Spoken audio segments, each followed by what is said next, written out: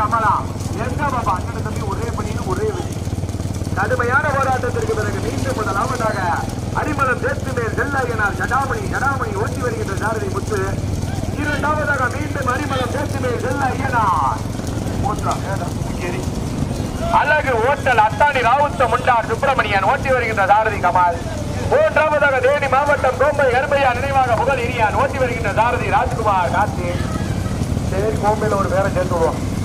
கடுமையான போராட்டத்திற்கு பிறகு நான்காவதாக கட்டுமாவடி.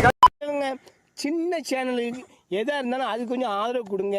உங்கள் பொண்ணான கையை கொண்டு அந்த பெல்லில் தட்டிடுங்க. அவங்களுக்கு சப்ஸ்கிரைபர் 5-10 ஏறுனா அவங்க மனசு சந்தோஷப்படும். அவங்க வீடியோவும் பாருங்கள்.